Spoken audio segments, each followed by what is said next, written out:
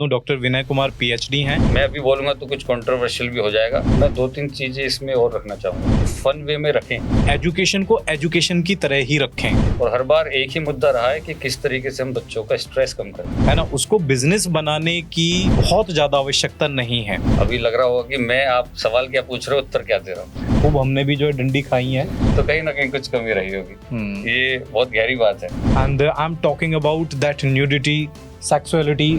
They are afraid to talk about the nudity. They are afraid to talk about the sexual education. वही चीज देखो, अभी कितनी अच्छी चीज निकल के आई है। बहुत कम लोगों को ऐसे पता है कि ड्राइविंग के रूल्स रेगुलेशंस क्या है। बच्चा है वो इंटरनेट को एक्सेस कर सकता है। बच्चों को आप फोन मत दीजिए, ये इंटरनेट से दूर रखिए। Taken some strict action regarding the porn sites and all. Teacher को इतना बड़ा डर होता है कि यार मैं इसको कुछ कह नहीं सकता। इस कॉन्सेप्ट पे क्या वेस्टर्नाइजेशन हुआ है, इसको हम समझने की कोशिश करेंगे। और छोटे बच्चों की जो एक्टिविटीज है उन्हें सभी बहुत प्यार करते हैं। सीबीएसई में रूल्स रेगुलेशंस में पिटाई बिल्कुल भी अलाउड नहीं है। अंग्रेजों ने हमारे ऊपर 198 ईयर्स राज करा, जिसको हम 200 साल बोलते हैं। क्या गुरुकुल की स्थिति थी। अब मुद्दा आता है कि जो ओवर पेम्पराइजेशन है, तो ये बोलते थे कि मास्टर जी बच्चे की जो है वो हड्डी हड्डी हमें दे देना, खाल जो है तुम अपना रख लेना। तो उसके लिए सरकार ने कुछ नियम बनाए कि इस तरीके से इश्यूज निकल कर ना आए। इंडियन सिनेरियो से बात करें, स्पेसिफिकली गवर्नमेंट टीचर्स, रिस्पेक्ट वाली बात है। जो मैं अपने एग्जांपल से अगर ड्रॉ करूं कि 2 तरीके से होती है कि आप देखेंगे सभी के जीवन में 1 या 2 ही टीचर ऐसे मिलेंगे जिससे वो बड़े प्रभावित होते हैं। एक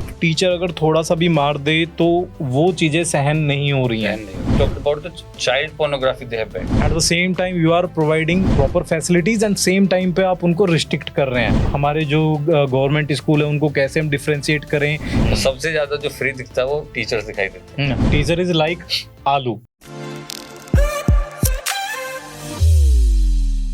दोस्तों, शिक्षा किसी भी व्यक्ति के जीवन का आधार है। यानी कि एजुकेशन को आप ऐसा बोल सकते हैं कि एजुकेशन एक ऐसा हथियार है ना, हथियार ही मैं बोलूंगा, कि जो एक व्यक्ति को फर्श से अर्श तक पहुंचा सकता है। लेकिन आज का जो वक्त है ना, मैं 2 वक्त की आज हम बात करेंगे। एक तो हमारा वक्त जब एजुकेशन सिस्टम था, और एक आज का जो एजुकेशन सिस्टम है। तो आज के इस पॉडकास्ट में हम उसी एजुकेशन सिस्टम के बारे में बात करने वाले हैं। और इस सिस्टम को समझने के लिए आज जो हमारे पास जो हमने गेस्ट बुलाए हैं, उनका काम करने का तरीका एकदम डिफरेंट है। क्योंकि जहां आज के वक्त में एजुकेशन को एक बिजनेस बना दिया गया है, वहीं पे आज भी कुछ ऐसे लोग हैं जो बिल्कुल धरातल से जुड़ के, बिल्कुल बेस से जुड़ के एक एजुकेशन को समझ रहे हैं और किस तरह से एक अच्छी एजुकेशन देनी चाहिए उस पर वर्क कर रहे हैं। तो दोस्तों, मैं अपने पॉडकास्ट डीके टॉक सीरीज में स्वागत करना चाहूंगा डॉक्टर विनय कुमार का। तो कैसे हैं डॉक्टर साहब आप? बहुत बहुत धन्यवाद, आपने इंट्रोडक्शन बहुत अच्छा दिया जी। और आपने जो 2 बातें बोली एजुकेशन के ऊपर, मुझे लगता है उससे सभी सहमत होंगे कि एजुकेशन क्यों जरूरी है और उसका क्या योगदान है सभी के जीवन में। डॉक्टर साहब, मैं एक बात मानता हूं कि जिस तरह से मैंने एजुकेशन को हथियार बोला, ठीक है, एजुकेशन को हथियार बोलने का मेरा एक पर्पस था कि स्किल्स और एजुकेशन, मैं स्किल्स को भी एजुकेशन में ही इंक्लूड करूंगा। तो आप किसी भी एज ग्रुप के हों, मतलब आप जिंदगी के किसी भी आप सफर में हैं, और अगर आपके पास कोई स्किल्स हैं, आपके पास प्रॉपर एक फील्ड को लेके एक एजुकेशन है, तो मुझे लगता है आप कभी भी जिंदगी में मार नहीं खा सकते हैं। आप अपना गुजारा एटलीस्ट जो है वो कर ही सकते हैं। ये मेरा मानना है। इस पे आपका क्या टेक है? बिल्कुल सही मानना है आपका, लेकिन मैं 2-3 चीजें इसमें और रखना चाहूंगा। सबसे पहले हम ये तो बताते हैं कि एजुकेशन का योगदान क्या है और एजुकेशन क्यों जरूरी है। लेकिन इन बिटवीन जब बच्चा 11th 12th में होता है, हमें कुछ चीजें हमारी सोसाइटी प्री नोशन से बनाती है। तो मुझे लगता है कि एजुकेशन को अगर हम फन वे में रखें तो ज्यादा बेहतर होगा। जब हम एक टारगेट बेस्ड रख लेते हैं, वैसे सभी बोलते हैं कि टारगेट होगा तो चीजें आसान होंगी, लेकिन मुझे लगता है वो बहुत बार हमें परेशान भी करता है, स्पेशली स्टूडेंट्स को, जहाँ पर स्ट्रेस का काम होता है। और सरकार, government, different governments come up with different committees, और हर बार एक ही मुद्दा रहा है कि किस तरीके से हम बच्चों का स्ट्रेस कम करें। और मुझे लगता है कि ये भी बड़ा मुश्किल है कि जब आपके ऊपर प्रेशर नहीं रहेगा, स्ट्रेस नहीं रहेगा, तो तब आप काम कैसे करेंगे। तो एक बैलेंस बनाना बहुत जरूरी है। अभी जैसे आपका जो सवाल है वो काफी ओपन है, इसके बहुत सारे आंसर हो सकते हैं। बिल्कुल। अभी लग रहा होगा कि मैं आप सवाल क्या पूछ रहे हो, उत्तर क्या दे रहा हूँ। नहीं, क्योंकि देखो हमारे पॉडकास्ट का एक मैं आपको अच्छा ही बता दूं, क्योंकि ये अनफिल्टर्ड है। यानी कि अभी हम आए हैं, आप आए, आपको हमने इनवाइट किया, हम बैठे और हमने कुछ डिस्कशन नहीं किया भी आज के पॉडकास्ट में हम क्या बातें करने वाले हैं। क्योंकि यहाँ जो बातें निकलती हैं ना वो हमारे दिल से निकलती हैं, और आपकी जो हैं चीजें, क्योंकि हमें उसको स्क्रिप्ट नहीं रखना है। तो आज के पॉडकास्ट में आप बिल्कुल स्वतंत्र हैं कुछ भी कहने के लिए। तो हम आज आपके एक्चुअल विचार जानना चाहते हैं, ठीक है। तो पहले मैं एक चीज मैंने अभी मेरे से जो रह गई थी कि मैं डॉक्टर विनय कुमार के बारे में बता दूं। डॉक्टर विनय कुमार पीएचडी हैं। चलो कॉन्ग्रेचुलेशंस विनय, डॉक्टर विनय कुमार।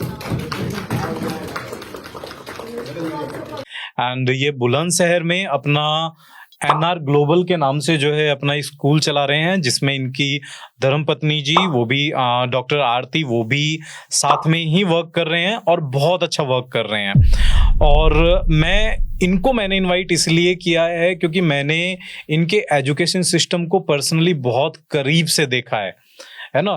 तो आज भी एक उस ग्रामीण क्षेत्र में आप जिस लेवल का आप एजुकेशन दे रहे हैं बच्चों को, चाहे वो एक्टिविटीज के जरिए हो, तो वो वास्तव में काबिले तारीफ है, ठीक है। तो उसके लिए मैं आपको सबसे पहले बहुत बहुत बधाई देना चाहता हूँ। बहुत बहुत धन्यवाद। और मैं और लोगों से भी यही आशा करता हूँ कि एजुकेशन को एजुकेशन की तरह ही रखें, है ना। उसको बिजनेस बनाने की बहुत ज्यादा आवश्यकता नहीं है, और जो आज के टाइम पे हो भी रहा है। आज के मेरे डॉक्टर साहब मेरे क्वेश्चंस थोड़े से कंट्रोवर्शियल हो सकते हैं, है ना। हो सकता है कि आज के सो कॉल्ड स्कूल सिस्टम जो है उसको वो पसंद ना आए, है ना।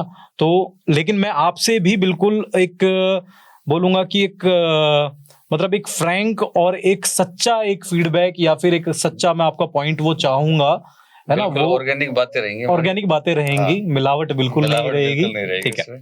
धन्यवाद। तो सबसे पहले मैं बात करना चाहूंगा जो चेंज देखा है ना, अब जिसमें मॉडर्नाइजेशन के नाम पे जो हाईटेक सोसाइटी एक कह लीजिएगा, हाईटेक जो स्कूल्स जो प्रोवाइड करा रहे हैं, एक प्रॉपर जो एक इलाइट वाला जो एक कल्चर जो बच्चों को जो दिया जा रहा है ना। तो उस कल्चर के बारे में मैं बात करूंगा, क्योंकि अगर हम कंपेयर करें अपने वक्त से, जहां पे अगर बच्चा कोई गलती कर रहा है तो उसको दंड भी मिल रहा है, उसको पनिश भी किया जा रहा है ना। और आज के अगर आप टाइम पे देखेंगे तो चीजें ऐसे हो चुकी हैं कि भाई अगर बच्चे ने कोई गलती कर भी दी है तो टीचर को इतना बड़ा डर होता है कि यार मैं इसको कुछ कह नहीं सकता, है ना। तो क्या ये सही है? मैं अपना भी इसमें एक एज ए टीचर पहले मैं आपकी बात जानना चाहूंगा, फिर इसमें जहां पे करेक्शन होगा वो भी मैं करूंगा। तो ये बहुत ही इंटरेस्टिंग सवाल है जो आपने भी पूछा है। इसको हम पहले मेट्रो सिटी से कंपेयर करेंगे, फिर रूरल सिटी से कंपेयर करेंगे, रूरल एरिया से, और उसके बाद इस कॉन्सेप्ट पे क्या वेस्टर्नाइजेशन हुआ है इसको हम समझने की कोशिश करेंगे।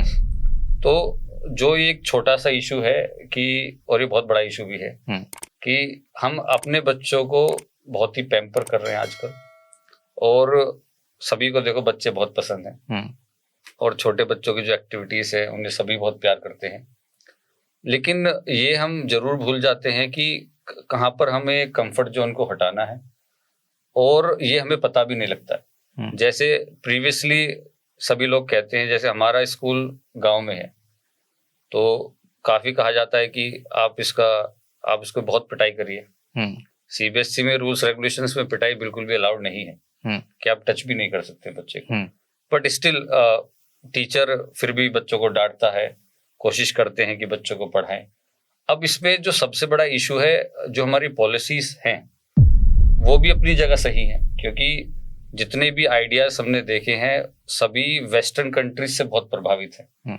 और हमें ये भी समझना पड़ेगा कि जो हमारा जो एजुकेशन सिस्टम है, it is also morally very much influenced by the English because of the Britishers. अंग्रेजों ने हमारे ऊपर 198 ईयर्स राज करा, जिसको हम 200 साल बोलते हैं, और हमें 78 ईयर्स हुए हैं इंडिपेंडेंस को।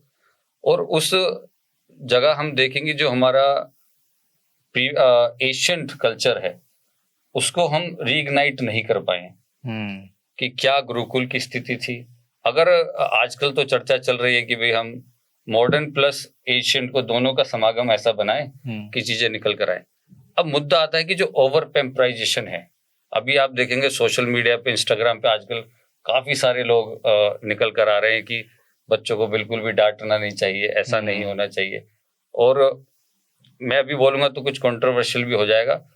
सभी जगह देखो बच्चों की थोड़ी थोड़ी पिटाई होती है, पेरेंट्स भी इस बात को समझते हैं। और कभी कभी ऐसा भी होता है कि टीचर को पता है, फीमेल टीचर्स स्कूलों में, प्राइवेट स्कूलों में ज्यादा, इवन इन गवर्नमेंट स्कूल्स, कि हल्का सा बच्चे को चांटा लगाया, वो कभी कभी गलती से लग गया तो उस पर बहुत सारे इश्यूज हो जाते हैं। तो उसके लिए सरकार ने कुछ नियम बनाए कि इस तरीके से इश्यूज निकल कर ना आए। लेकिन समस्या ये है कि हमें ये लाइन ड्रॉ करनी पड़ेगी कि इतना ओवर पेम्पराइजेशन, बच्चे को सारी चीजें डिमांड पूरी हो रही है और डिमांड कभी खत्म नहीं होती। बच्चा इतना स्मार्ट है। हाँ। मैं आपको यहाँ पे रोक रहा हूँ थोड़ा सा। छोटा बच्चा 4 साल का, 5 साल का, 6 साल का बच्चा इतना स्मार्ट है, उसको पता है कि अपनी चीजों को कैसे हाँ कराना है। तो पेरेंट्स अगर स्ट्रिक्ट होंगे, टीचर्स स्ट्रिक्ट होंगे, अगर दोनों में एक कॉम्बिनेशन अच्छा होगा तो क्या पता एक पॉजिटिव रिजल्ट आए। लेकिन जो वेस्टर्नाइजेशन कॉन्सेप्ट है, जो रिसर्च हुआ है बाहर की कंट्रीज में, हम उससे बड़े इन्फ्लुएंस होते हैं कि अभी वहां स्टडीज आई है। अब इंडियन कॉन्सेप्ट में पाई है ना, इंडियन सिनेरियो से बात करिए। नहीं डॉक्टर साहब, अगर मैं थोड़े टाइम पहले की बात करूं, मतलब जो मैं बहुत टाइम पहले, तो देखो एक सिस्टम ये लगता, मैं जो अपने टाइम की बात कर रहा हूं, मुझे अपने टाइम का भी बहुत अच्छे से याद है कि अगर हम प्रॉपर होमवर्क नहीं करते थे तो प्रॉपर जो है वो पनिशमेंट मिलता था, है ना। तो उसका एक डर भी होता था करने के लिए कि नहीं यार, एक वो है, एक टीचर की रेस्पेक्ट भी होती थी, है ना, कि बिटवीन भाई, आज भी मुझे पता है कि मेरे टीचर अगर मुझे आज भी कहीं मिल जाए ना, तो मैं सीधा, मतलब आज के टाइम पे हम चाहे जो भी हैं, मैं सीधा कहीं भी अगर वो 100 लोगों की भीड़ में मिलेंगे तो सबसे जाके मैं उनके पैर छूंगा, चाहे उन्होंने मुझे कितना ही मारा है ना। तो वो प्रॉपर एक रेस्पेक्ट जो है वो आज भी उनके मन में है ना।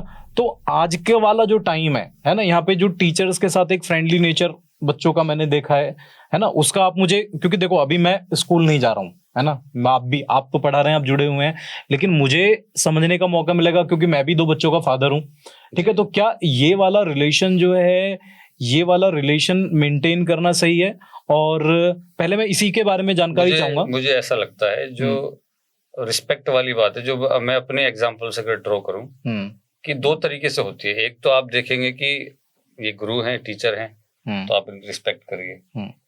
एक जो इंटरनली हमारे अंदर फीलिंग आती है कि हमें किसी टीचर के प्रति लाइकिंग है, and that happens on the basis of knowledge, that you are impressed with one of the teacher or the faculty, that he is so good in his subject, his or हर।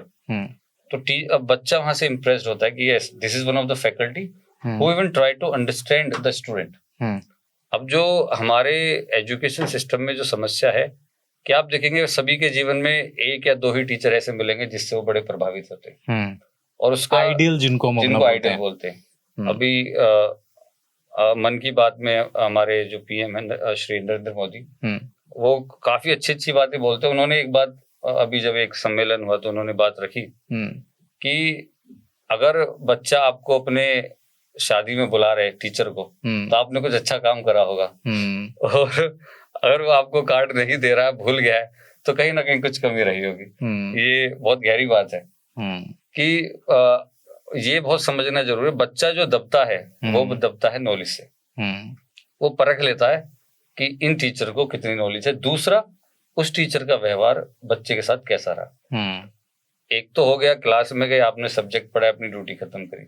दूसरा तरीका ये कि आपने उनसे एक relation बनाया, आपने उनको समझा, जो आजकल मॉडर्नाइजेशन में काफी सारे स्कूल्स कर भी रहे हैं। तो एक पॉजिटिव चेंज ये हमें देखने को मिला है। बट जो रिस्पेक्ट होगी वो इंटरनल होगी, आउटवर्ड में तो हम फॉर्मेलिटी कर सकते हैं। ठीक है डॉक्टर विनय, जैसे हम बात कर रहे हैं पैम्परिंग की, तो मैं जब अगर अपने वक्त की टाइम, हम अपने टाइम की बात करें, आपके साथ भी वही चीज होगी, तो मुझे अब भी याद है जब भी बच्चे को हम स्कूल लेके जाते थे, मतलब हमारे पेरेंट्स जब छोड़ के जाते थे, तो ये बोलते थे कि मास्टर जी बच्चे की जो है वो हड्डी हमें दे देना, खाल जो है तुम अपना रख लेना। यानी कि मतलब हमारी तरफ से पूरी छूट है आपके लिए कि भाई आप अपने बच्चे की तरह ट्रीट करो इसे, जो भी उसे पनिशमेंट देनी है सुधारना है मतलब। तो आज के एजुकेशन सिस्टम में ये क्या ऐसा मतलब प्रॉब्लम्स कहाँ पे आ रही हैं कि जो मतलब हम एक टीचर अगर थोड़ा सा भी मार दे तो वो चीजें सहन नहीं हो रही हैं, सहन नहीं होता है ना। तो क्योंकि अगर, और ये चीजें हमारी भी देखी हुई हैं, हमने भी खूब जो है जब काम नहीं होता तो खूब हमने भी जो है डंडी खाई है, जी, बिल्कुल। है ना। आपने भी खाई होंगी, खाई है नहीं खाई है? काफी कम। काफी कम, ओके। काफी। नहीं हमने भी काफी कम लेकिन खाई है, हमारे- बट खाई है। हमारे पिताजी ने वो पूर्ति करी। अच्छा, पूर्ति की थी। वही चीज देखो अभी कितनी अच्छी चीज निकल के आई है ना। क्योंकि अगर पिताजी ने पूर्ति की थी तो उनकी एक्सपेक्टेशंस टीचर से भी वही थी कि भाई जी, जी। इस ये ऐसे ही सुधारा जा सकता है। वहीं पे ही क्योंकि हम आजकल बच्चों को हाथ भी नहीं लगा रहे हैं, तो शायद हमारी एक्सपेक्टेशंस भी ये नहीं है कि जब हम ही अपने बच्चों पे हाथ नहीं उठा रहे हैं तो कोई दूसरा यानी कि एज ए टीचर ही हमारे बच्चों पे कैसे हाथ उठाए। जी। तो बहुत ही अच्छा सवाल है, और आज के कॉन्टेक्स्ट में it is really a relevant question that where to draw the line. And at times what we have seen mostly, as you have talked about initially about the pamperization, कि हम पैम्परिंग बहुत कर रहे हैं, comfort zone बहुत ज्यादा है, कि पुराने समय में क्या होता था और आज के समय में क्या होता है।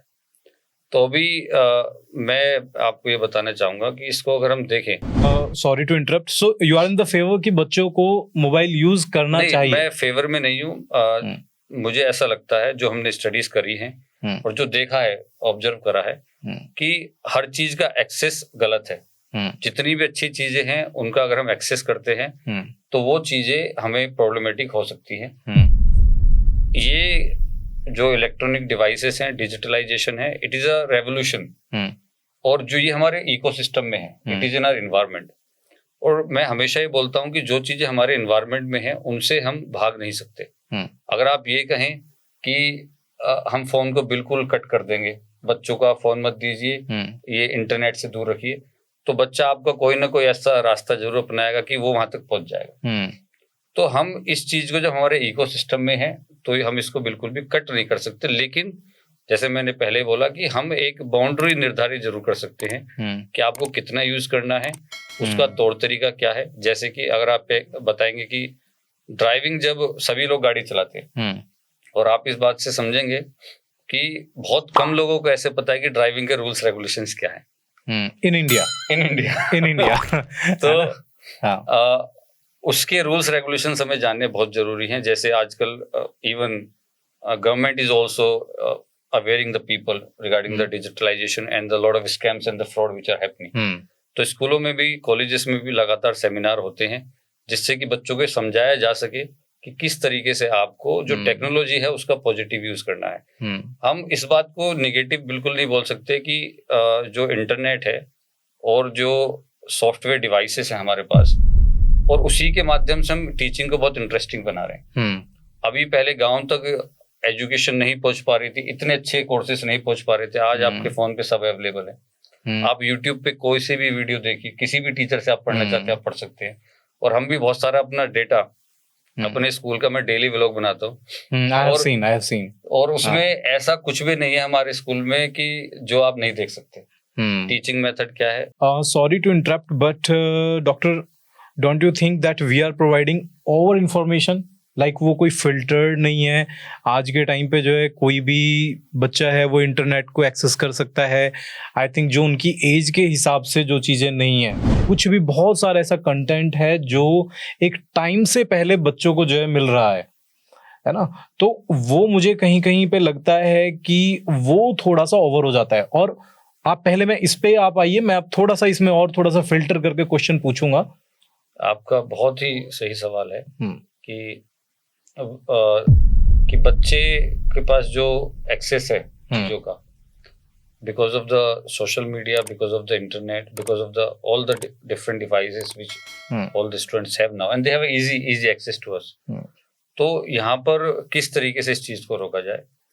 देखो, मुझे ऐसा लगता है कि ये चीजें तभी ही पॉजिटिव फ्रेमवर्क में आ सकती हैं जब हम बच्चों को इसके लिए अवेयर करेंगे। अब जो इन्फॉर्मेशन अनफिल्टर्ड है, ऐसे बहुत सारे प्लेटफॉर्म्स हैं, बहुत सारी OTT एप्लीकेशंस हैं, आप देख सकते हैं, लेकिन इनको रोक पाना मुश्किल है। और मुझे लग रहा है कि रोक कर कुछ होगा भी नहीं।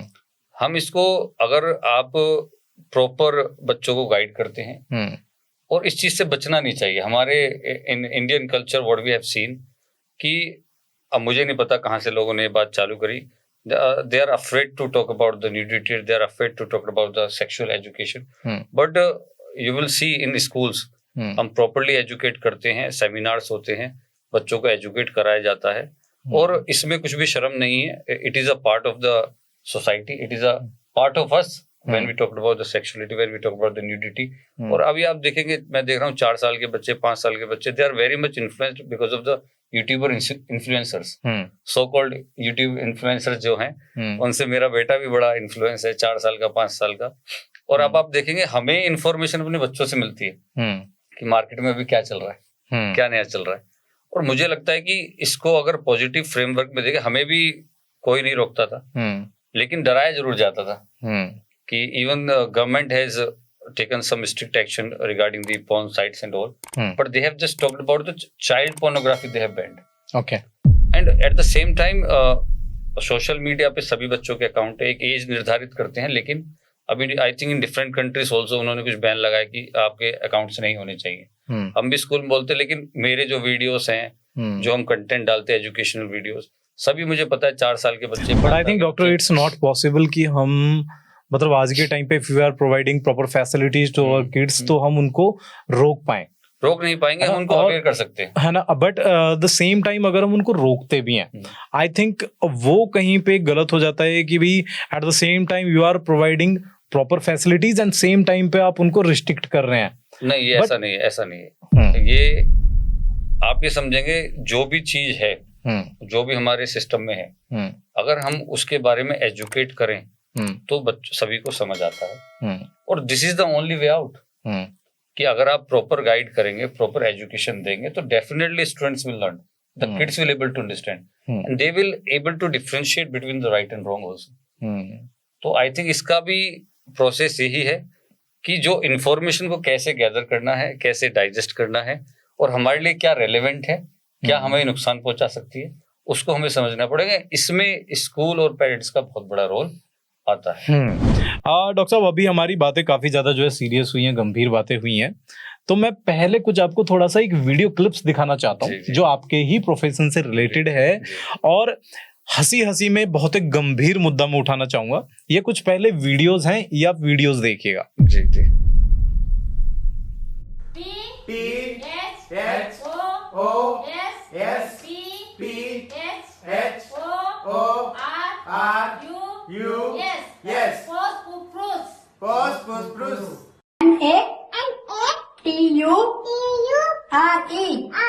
नटूरे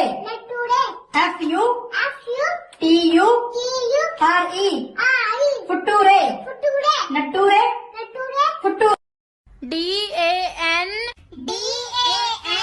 GER OUS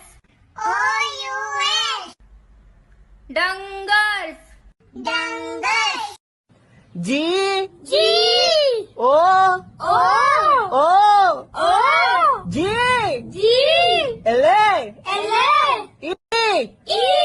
गुलगुलू। तो डॉक्टर साहब, अभी आपने ये जो वीडियो देखी, देखो हमारे दोनों के चेहरे पे जो है हंसी आ गई है। तो अब ये जो सिस्टम है ना, देखो जहाँ पे हमारी गवर्नमेंट एक बात कर रही है, बहुत बड़ी बड़ी एजुकेशन की बात हो रही है, राइट ऑफ एजुकेशन की बात हो रही है, राइट टू एजुकेशन की बात हो रही है ना, और मतलब बहुत सारे ऐसे पॉलिसीज आ रही हैं, और वहीं पे ही जब हमें इस तरह की वीडियोस गवर्नमेंट टीचर्स के द्वारा देखने को मिलती हैं, है ना, कहीं पे लिख रहे हैं GOODO गुड़गुड़ू, APPLE एप्ला, मतलब प्रोनाउंसिएशन भी जो है वो सही नहीं कर पा रहे हैं, है ना, संडे मंडे जो बेसिक चीजें हैं उनकी स्पेलिंग सही नहीं लिख पा रहे हैं। तो इन वीडियोस की मतलब सच्चाई के बारे में मैं जानना चाहूंगा कि क्या फैक्ट क्या है, बीइंग ए टीचर आप इस चीज को किस तरह से देखते हैं, और जहां पे गवर्नमेंट हमारी बात करती है, भाई इतने बड़े बड़े दावे कि भाई एक तरह से हमने भी बात की, है ना, कि भाई मॉडर्नाइजेशन की बात करी, एक तरफ वो स्कूल्स हैं, बहुत बड़े बड़े स्कूल्स जो कई लाख रुपए जो है अपना जिनका मंथली जो है, ईयरली मंथली जिनके प्रॉपर चार्जेस हैं, और वहीं पे गवर्नमेंट जो है प्रॉपर अपना जो है वो चार्जेस नहीं है, तो फैसिलिटीज भी फिर उसी हिसाब से ही उसी है, हिसाब से है ना। तो ये किस तरह से जो एक गैप है, उस गैप को आप किस तरह से देखते ये हैं? बहुत ही रेलेवेंट कॉन्टेक्स्ट है। और ऐसा नहीं है कि मैं पहले टीचरों का पक्ष रखना चाहूंगा कि जो लोग वीडियोस बनाते हैं, इवन वी हैव सीन, और सबसे जो खेद वाली बात है कि ऐसी मैंने काफी सारी वीडियोस देखी हैं, आप यूपी में, बिहार में, मोर रेलिवेंटली आप यहाँ पे देखेंगे मध्य प्रदेश में, कि one of highest rank officer जा रहे हैं और कैमरे के ऊपर टीचर्स को डांट रहे हैं। तो पहला तो मेरा सवाल ये है कि आप कैमरे के ऊपर ही इन टीचर्स को क्यों डांट रहे हैं? दूसरा, जो कैमरे के सामने सच्चाई दिखाई जा रही है वो एक तरफा है। पहले तो ये जानना पड़ेगा, जो टीचर्स, जैसे भी आपने फनी वे में जो बताया कि टीचर्स प्रोनाउंसिएशन सही नहीं है, स्पेलिंग सही नहीं है, उनको नॉलेज सही नहीं है, सब्जेक्ट का पता नहीं है, तो क्या वो आपके परमानेंट टीचर्स हैं? क्या वो गेस्ट फैकल्टी हैं? वो इस स्कूल में किस तरीके से आए? दूसरा, जो गवर्नमेंट स्कूल्स हैं, आप देखेंगे वहां पर टीचर्स का बहुत अभाव है, कि जो छोटे छोटे स्कूल्स हर गांव में बने हुए हैं, और डिस्ट्रिक्ट में ऐसे एक डिस्ट्रिक्ट की बात कर ले तो हजारों स्कूल होंगे। तो सबसे पहले समस्या ये है कि जब भी आप किसी फैकल्टी के सामने माइक लगाएंगे और कैमरा चालू करेंगे और उससे कहीं से भी सवाल पूछेंगे, तो मुझे नहीं लगता कोई भी दे पाएगा आउट ऑफ कॉन्टेक्स्ट। पहले तो ये समझना पड़ेगा कि सब्जेक्ट क्या है, क्या रेलेवेंस है, और जो ये पत्रकार जा रहे हैं, सो कॉल्ड पत्रकार, जो वीडियोस बना रहे हैं, फनी वीडियोस बना रहे हैं, जिनको बहुत सारे व्यूज मिलते हैं, ये बहुत निगेटिव कॉन्टेक्स्ट में दिखा रहे, पॉजिटिव एक्सपेक्ट क्यों नहीं दिखाते? अगर वहां पर जब टीचर नहीं है और जो वहां पर बच्चों को पढ़ा रहा है वो किस परिस्थिति में पढ़ा रहा है, इस चीज को क्यों नहीं दिखाते हैं कि सरकारी स्कूलों में बैठने की बेंच नहीं है? इस स्थिति को क्यों नहीं दिखाते कि बच्चे को कैसे कैसे वो टीचर्स लेकर आ रहे हैं? आपने क्या उन टीचर्स को ट्रेन करा? क्या आपने उन टीचर्स को एजुकेट करा? जब आपने रिक्रूट करा था उनको 40 साल पहले, अब वो रिटायरमेंट की एज पे हैं, आपने उस पर कितना काम करा?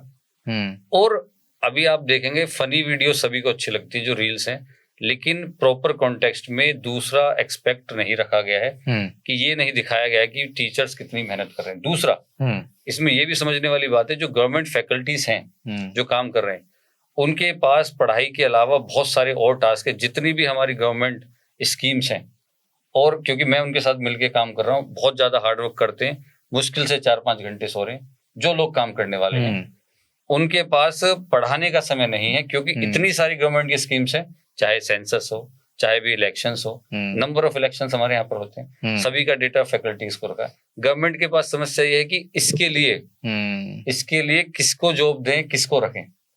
तो सबसे ज्यादा जो फ्री दिखता है वो टीचर्स दिखाई देते हैं। टीचर इज लाइक आलू, है ना, जो हर चीज में चलता है। आप देखिए कोविड में टीचर्स ने भूमिका निभाई, अभी कोई से भी इलेक्शन होंगे, प्रधानी इलेक्शन हो, पंचायती हो, हर चीज में टीचर्स की आपको वहां पर भागीदारी देखने को मिलेगी। पोलियो में जाएंगे आप, पोलियो वैक्सीनेशन लगना है, स्कूलों में दवाइयां खिलानी है, आप देखेंगे वहां टीचर्स जाएंगे।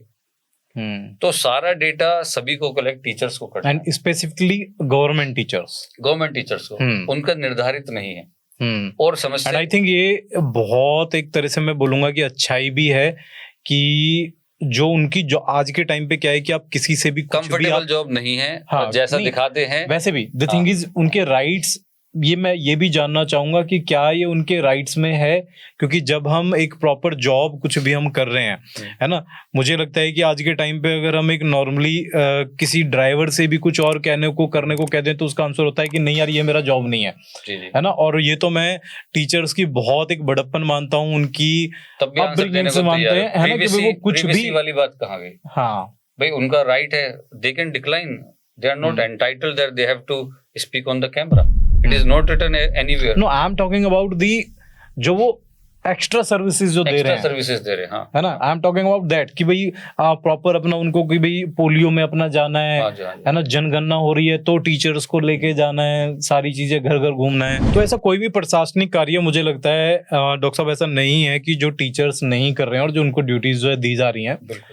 तो मुझे लगता है कि यार ये तो एक रेस्पेक्ट वाला काम है, और हमें ये सोचना चाहिए कि कुछ जो वीडियोज आ रही हैं उनको देख के एक पूरी कम्युनिटी, सभी टीचर्स को ऐसा नहीं सोचना चाहिए, बहुत सारे ऐसे टीचर्स हैं मेरे घर में, सभी जो है वो अधिकतर आपके टीचर्स ही father हैं, teachers हैं, mother फादर teacher हैं। मदर सभी टीचर्स हैं। तो मैंने देखा है कितना हार्ड वर्क रहता है। तो उस मजाक से अलग जो हमने स्टार्टिंग में देखा तो यार रियली बहुत दिल से रेस्पेक्ट है। और आप और अच्छा आप लोग अभी जितने भी सब लोग कैमरे के पीछे, कैमरे के आगे, जितने भी लोग हैं सभी स्कूलिंग सिस्टम से आए, और वो किस कारण जो बोल पा रहे हैं, जो अपना उच्चारण कर पा रहे हैं, जो उनके पास वोकैब है, it is because of the teachers school. तो इग्नोर नहीं कर सकते इस बात को। और जो थोड़ी बहुत व्यवस्था संभाल रखी है कि हम निगेटिव नोशन में ना देखें, पॉजिटिव साइड को जरूर देखें। सोशल मीडिया पे एक ही साइड दिखाई जाती है। और आपके फादर तो अभी भी still he is serving in government schools and he has been doing a commendable job. और आपसे बेहतर कौन जा सकता है इस बात? बिल्कुल, एग्जैक्टली। तो देखो रेस्पेक्ट वाली चीज है और दिल से सभी के लिए रेस्पेक्ट है। कई बार बहुत सारी चीजें सोशल मीडिया पे दिख के, छोटी छोटी चीजों को देख के हम एक अपना अलग माइंडसेट बना लेते हैं। अभी सोसाइटी में आप वो उस देखेंगे, तरह से मैं नहीं है इंटरप्ट कर रहा हूँ जी। कि जो मैं सोशल मीडिया पे देख पा रहा हूँ, एक तो डॉक्टर्स और एक टीचर्स, कि डॉक्टर्स को भी नेगेटिव उससे देखा जा रहा है। क्यों डॉक्टरी इतना 10 साल 8 साल 15 साल आपको पढ़ाई करनी है? बहुत अच्छा डॉक्टर साहब क्वेश्चन आ रहा है। सबसे पहले मैं एक बता देता हूँ कि हमारे पास क्वेश्चंस डॉक्टर साहब मेरे पास इतने हैं कि हमारे लिए शायद ये पॉडकास्ट पूरा नहीं होगा, जी, जी, है ना। तो हमें इसकी सीरीज बनानी पड़ेगी आपके साथ, तभी शायद हमारे टॉपिक जो है क्लियर होंगे। और ये आप भी बताइए कि अगर आपको लगता है कि अगर हमारा पॉडकास्ट ये वाला सेशन अच्छा लगा और आप चाहते हैं कि डॉक्टर विनय के साथ हम दोबारा एक पॉडकास्ट पेरेंटिंग के ऊपर या फिर हमारा एजुकेशन सिस्टम के ऊपर, क्योंकि हमारे बहुत सारे टॉपिक रह गए हैं। मेन जो हमने स्टार्ट किया था, है ना, जो मेन मेरा जो था कि भाई हम जो आज के टाइम पे जो कई लाख रुपए लेने वाले जो स्कूल्स हैं, उनसे हम किस तरह से अपने जो नॉर्मल हमारे जो गवर्नमेंट स्कूल है उनको कैसे हम डिफरेंशिएट करें, ये भी मेरा क्वेश्चन है। लेकिन इनके हम कभी बाद में बात करेंगे। उस कल्चर के बारे में बात करेंगे अगले पॉडकास्ट में, जो ये कल्चर आज के टाइम पे बहुत सारे, जैसे हमारे हाईवे पे भी जो अभी ग्रेटर नोएडा वाला जो हाईवे, एक्सप्रेस हाईवे पे बहुत सारे स्कूल्स हैं। मतलब एक अलग तरह का कल्चर जो है ना, जिसमें मतलब बहुत बड़ी बातें तो मैं नहीं बोलना चाहूंगा, जो सुनी हुई बातें हैं, है ना, क्या उनमें सच्चाई है ये आप ही बताएंगे।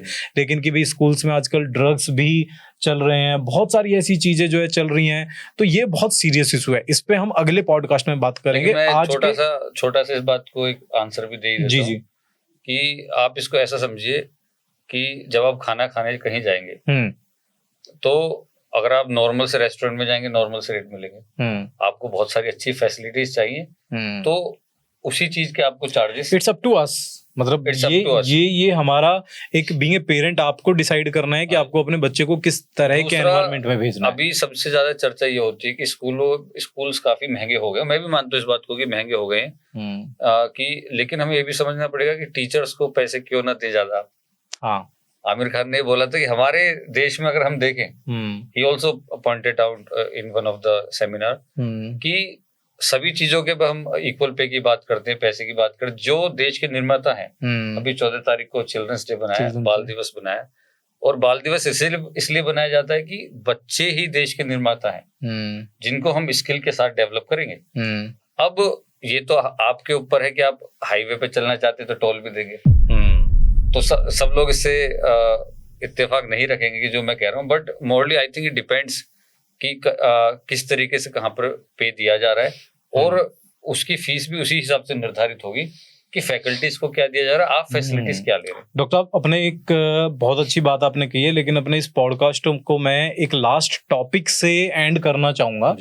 जो अभी हम बात कर रहे हैं, कल्चर की बात कर रहे हैं, या फिर एक बहुत जो एक आज के टाइम पे भी इतना पैसा जो हम एजुकेशन के ऊपर खर्च कर रहे हैं, वहीं एक साइड ये भी चल रही है जो आपने सोशल मीडिया पे देखा होगा कि भैया बहुत सारे ऐसे इन्फ्लुएंसर हैं, बहुत सारे ऐसे लोग हैं जो ये बोलते हैं, सो कॉल्ड यूट्यूबर्स, गेमर्स, या फिर जो लोग स्किल्स हैं कि भैया आप एजुकेशन इज नॉट इम्पोर्टेंट, आप जो है अपने बच्चों को प्रॉपर जो है बिजनेस सिखाओ, या फिर यार इतने लाखों रुपए खर्च करने से, इतने कई करोड़ रुपए आपने खर्च किए पहले अपना, इसको आप कहीं और लगा सकते थे, एजुकेशन मैंडेटरी नहीं है, जरूरी नहीं है, काम नहीं आती है, तो आप अपना जो है मतलब कोई भी बिजनेस करो, या फिर कोई भी अपना जो है आप स्किल्स डेवलप करो, या फिर गेमिंग करो, कुछ भी करो। बहुत सारी वीडियोस ऐसी हैं, है ना। मैं तो इससे बिल्कुल भी इत्तेफाक नहीं रखता हूँ, है ना, क्योंकि मैंने जिस हिसाब से स्टार्ट किया था कि भैया एजुकेशन यानी कि जो हमारी जो Basic शिक्षा है ना, बेसिक एजुकेशन भी, और एक एजुकेशन तो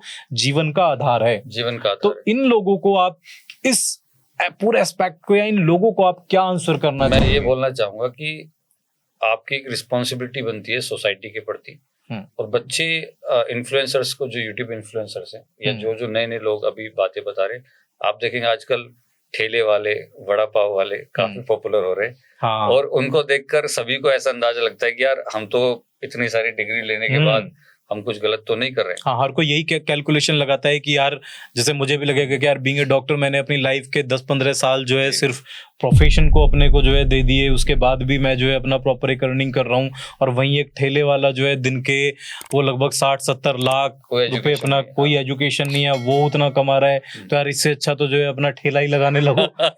यार किसी के मन में आता है, जब भी कोई इवन चाय पीने वाले के, आप किसी टपरी वाले के पास चले जाओगे तो वहां पे बैठ के कोई भी यही सोचता है, और कि भैया मैं इतना अपने स्किल्स डेवलप किए, मैं आज की डेट में जो है 20,000 रुपए उठा रहा हूँ, और ये जो है अपना महीने के जो 1 लाख रुपए कमा रहा है, और उस चीज को प्रोजेक्ट भी उसी हिसाब से दिया जा रहा है, जो बहुत गलत है। हाँ, जो बहुत गलत है।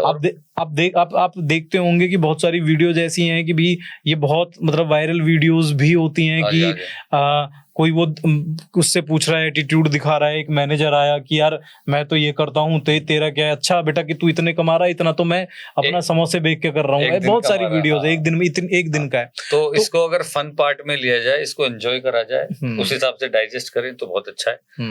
अगर इसको हम सीरियसली लेंगे तो ये बहुत गलत है, क्योंकि जो आप देखेंगे जिनकी हम बात कर रहे हैं, जो सोशल मीडिया पे लोग हैं, वो बहुत गिने चुने हैं। कितने? 2, 4, 5, 10। और उनको कितने साल लगे? जो अगर जेन्युइन लोग हैं वो इस तरीके से नहीं आएंगे। इट इज ऑल अबाउट कि हाउ मच हार्ड वर्क। आप बात कर रहे हैं किसी भी पर्टिकुलर जो बिजनेस कर रहा है ना, जिनको एग्जांपल देके हम बातें करते हैं, एग्जांपल देके बात कर रहे हैं, लेकिन वहां पर एजुकेशन का बहुत इंपॉर्टेंट रोल है। अगर अभी आप बीमार हो जाते हैं, सभी फिर डॉक्टर के पास आपको जाना है, तो इसके अलावा आपने कितना इन्वेस्ट कर रखा वो पैसा, तो अब वो इलाज कर देंगे आपका। हम ये तो बात कर रहे हैं कि इस तरीके से हमें पैसा कमाना चाहिए, लेकिन ये डॉक्टर्स कौन क्रिएट करेगा? इंजीनियर्स कहाँ से आएंगे? सोसाइटी को सर्व कौन करेंगे? टीचर्स कहाँ से आएंगे? तो एक सोसाइटी का जो बैलेंस है, और अभी देखे सोशल मीडिया पे वही चलता है, जैसे बोलते हैं क्रिंज मटेरियल, कि उसमें मिस इन्फॉर्मेशन बहुत है, और सभी को अच्छी भी लगती है, लेकिन उससे एक माइंडसेट बनाना बड़ा दिक्कत भरा होगा। और मेरी सभी बच्चों से, सभी पेरेंट्स से एक गुजारिश है कि सोशल मीडिया का कंटेंट हम एंजॉय करें, और ये भी देखेंगे उसको कौन बना रहा है कंटेंट को। Is it educational content, is it entertainment content, कि आप क्या डाइजेस्ट कर रहे हैं। दूसरा, मुझे लग रहा है दूसरी बार भी बुलाना चाह रहे हैं डॉक्टर साहब। बिल्कुल, दूसरी बार नहीं, आपको तीसरी बार भी बुलाने की जरूरत पड़ेगी।